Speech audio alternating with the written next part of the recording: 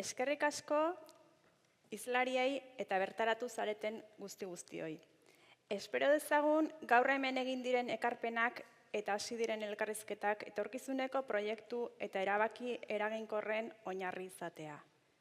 Orain, Eider Mendoza Gipuzkoako diputatu nagusiak hartuko du hitza eta bere gogoetekin ekitaldia amaitutzat emango dugu.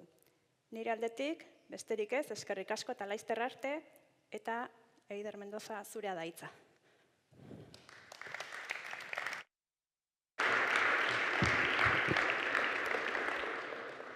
Egunon guztioi, egia da, lehenik eta bain eskerrak eman ekarpenak egin dituzuen guztioi, zuen ekarpenekin sendotu eta aberastuko dute baita ere Gipuzkoako Foru Aldundiak egiten duen ibilbidea eta aldi berean ere mahai gainean jarri diren eztabaidak ere eskertzen ditugu, izan ere hau ez da gai neutroa, inondik inora, eta da benetan gai tronkal bat Gipuzkoako Foru Aldundiarentzat, dan bezala ere gure herriarentzat. Hau ez da inondik ere gai neutro bat. Ta ni txikitik haundira pasatzen saiatuko naiz eta zuekin behintzat nire gogoeta bai konpartitu.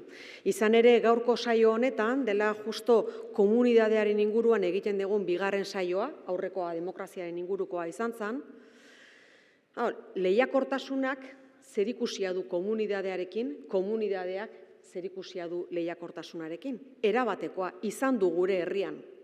Eta hortaz, rol hori azpimarratu nahi dugu eta galdera egiten diogu geure buruari eta etorkizunean zer. Hainbesteainoko zerikusia du lehiakortasunak, industriak gure gizartearekin, gure komunidadearekin nun, gure lurraldea irudikatu ere egin duen industriak. Gure lurraldean daude herriak eraiki direnak industria baten inguruan. Adibide bat, Legazpi.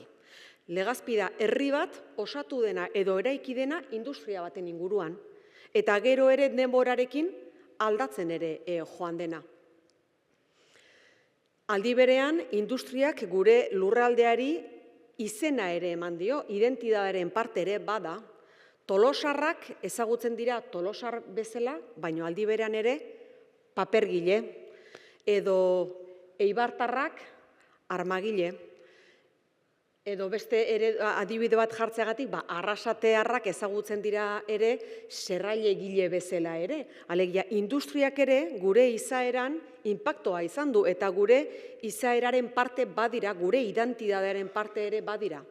Eta aldi berean ere, gure komunidadeak bueltan zerikusi zuzena izan du industriarekin, gure komunidadearen balioekin, lana, lanona, elkarlana, konpromisoa, proiektuak aurrera eraman nahi izatea. Horiek ere ez dire gai neutroak. Horrek ere zuzenean gure industrian inpakto bat izan du. Alegia, guk proiektu konpartituak izan ditugu, sinistu dugu proiektu horietan, gure enpresa industrietan, eta gure lana eta talentua horretan bolkatu dugu. Eta talentua leheno zerorrek aipatzen zenun zentzu horretan. Bata bestearekin lotuta egonda eta industriaren inpaktoa izan da ezinbestekoa gure komunidadean eta gure ongizate sisteman. Ongizate sisteman eta gure lurraldearen kohesioan ere, erabatekoa. Hortaz, bilakaera hau izan baldin bada orain arte, etorkizunera begira, jakinda mundua zenbat aldatzen ari dan, gizartea zenbat aldatzen ari dan, merezi zuen gaurkoan ere gogoeta bat egitea honen inguruan. Komunidadeak bere indarra galtzen balin badu, balioak galtzen balin baditugu, auzian egon daiteke gure industriaren eredua, edo industriarekiko atxikimendua galtzen baldin badegu horrek ere inpaktoa eduki dezake gure komunidadean. Nik esango dut Gipuzkoako Foru Aldundiaren izenean, eta nire izenean ere, ezinbestean hori hala izango dela. Eta hortaz, merezi duela, gelditu, gogoeta bat egin, etorkizunera begira ere, balio horiek ere indartzeko, balio horiek daukatelako zerikusi zuzena industrian, eta industriak egiten duen ekarpena gure lurraldean ikaragarria delako. Eta orain, pasatuko naiz handiago batera, edo gogoeta zabalago batera. Anderrek leno hitza hartu du, Eta esate zuen, bueno, ni Gipuzkoako Foru Aldundian lanean aritu naiz urtetan, eta naiz eta orain kanpoan egon, ez nago ahazteko. Eta egia da, Gipuzkoako Foru Aldundiak azkeneko urtetan ibilbide bat egin du, eta ibilbide horretan esaten duena da. Bueno, ni Gipuzkoako Foru Aldundi erakunde publiko, ikusita mundua ze azkar ari den mugitzen, eta ikusita ze eraldaketa dauden, naiz gai, erronka horiei bakardadean erantzuteko. Apaltasunetik egiten den gogoeta bada. Eta esaten du, erronkak dira hain handiak, mundua hain azkar aldatzen ari da, hau elkarrekin egin behar degula, abordatu behar degula elkarrekin. Bakoitza bere aldetik juten baldin bada, ezinezkoa izango dugu erronka horiei erantzutea. Eta ibilbide bat jartzen du martxan, eta lankidetzazko gobernantzan oinarritzen du bere egitekoa. Horretan sinisten du. Eta lankidetzazko gobernantza aipatzen degunean da erakundea, gurea, Gipuzkoako Foru Aldundia, gainontzeko erakunde publikoak, da aldi berean ere unibertsitatea, da gizarte antolatua, da komunidadea. Eta hor, elementu horri garrantzia eman nahi diogu hain justu momentu honetan, komunidadeari. Zergatik? Ezinbestekoa delako, ezinbesteko elementu bat delako, sare honetan. Eta nik askotan, komunidade hitza azaldu nahi izaten dudanean, beti adibide bera jartzen dut, irudikatu nahi izaten dudalako horrela komunidade bat zein dan, ez? Eta komunidadea irudikatzen dut sare bat bezala, sare bat osatzen dugu, eta sare horrek guri ematen digu aldi barean babesa, guk sare horri ere gure ekarpena egiten diogu, sare hori sendoagoa izan dadin, eta aldi berean, sare horren kide sentitzen gera. Alegia, kide sentitzen geran sare bada, babesa ematen diguna, eta aldi berean geuk ere gure konpromisoaren bidez horri ekarpen bat egiten dioguna. Eta hori noski ez da neutroa. Ez da gauza bera sare sendo bat eukitzea, edo individuoz osatutako gizatalde bat edukitzea. Inolako loturarik ez daukana, inolako sendotasunik eskaintzen ez diona, eta inolako babesik eskaintzen ez dizuna. Eta horregatik baliatzen ari gera, ipuzkoa 1000 horren, efemeridea edo hain justu komunidadearen inguruan gogoeta egiteko. Eta 4 saio hauek eskaintzen ari geranak, garrantzia handia daukate. Lehenengo saioan demokraziaren inguruan egin genuen, gaur lehiakortasuna eta komunidadea, hurrengoa izango da babes sistema, zenolako garrantzia daukan babes sisteman komunidadeak, eta bukatzeko izango da aniztasunaren inguruan. Eta komunidadea aipatzen degunean ere, Gipuzkoako Foru Aldundiak esaten duena da. Gure komunidadea komunidade sendoa da. Pertsona osatua eta pertsona horiek hartzen dituzte ardurak bere gain, alegia ardurei ez die iskin egiten, ardurak ez dizkio beste bati ematen, eta gainera antolatu egiten da hain justu ardura horiei aurre egiteko. Bakarrik ez delako posible. Eta hortaz, nik uste hau benetan gai ezinbestekoa dela, alegia. Komunidadeak garrantzia eduki izan balin badu, orain arte Gipuzkoan, etorkizunera begira jakinda individualismoa gailentzen ari dela, honen inguruan gogoeta bat egitea, beharrezkoa daukagu, eta balio horiek indartu beharrean gaude, etorkizunean ere zerbait izan gaitezen, eta nahi dugu zerbait izan, eta gero beste gogoeta bat ere badago, zer horrek jarri dezuna mai gainean, eta oso interesantea da.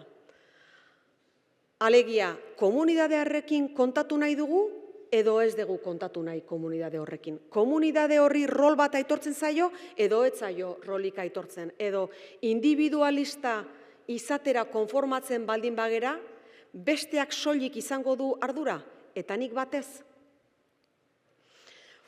Berriro ere, adibide bat jarri nahiko nuke, bai? Eta hau ere etxeko adibide bat da. Eta barkatuko diazue, baina honen inguruan ere gure etxean asko hitz egiten dan, gure komunidade txikia, ze aurreko saioan ere honetaz hitz egin genuen eta aipatzen genuen komunidade bat bakarri dago edo komunidade asko daude edo nola da.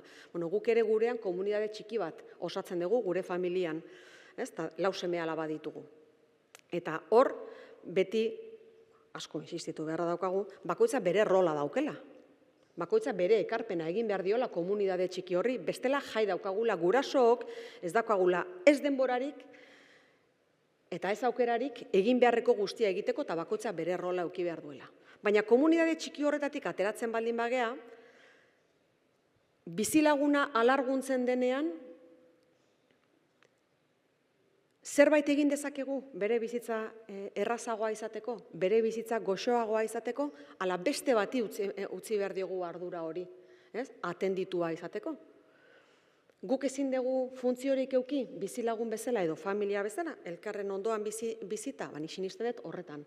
Sinisten dut guk familia bezala, familiaren barruan bakoitza baduela bere rola eta ezinbestekoa dela familiak aurrera egin dezan, aldi berean ere sinisten dut bizilagun bezala guk eskaini dezakegula familia bezala, eta familia mota desberdinak daude, familia bezala eskaini diezaiokegula gure bizilagunari zerbait zerbitzu publikoek eskainiko ez diotena, eta ezin diotenak eskaini, besteak beste goxotasuna eta hurbiltasuna, eta aldi berean herri bezala eta lurralde bezala bakoitzak bere funtzioa daukala, eta funtzio horretan sinistu beharra daukagula etorkizunean ere izan gaitezen lurralde sendo bat, nun bakoitzak bere ardurak hartzen dituen, eta nun antolatzen geran etorkizun oparo bat izan dezagun guztiok, bakoitzak bere ekarpena eginaz.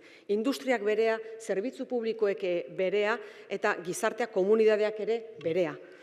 Horrela bakarrik egingo diegu aurre erronka hauei. Eta nik Gipuzkoako Foru Aldundi bezala ere ardurak nire gain hartzen ditut, eta orain zuri begiratzen dizut, aipatzen zenuen, ez?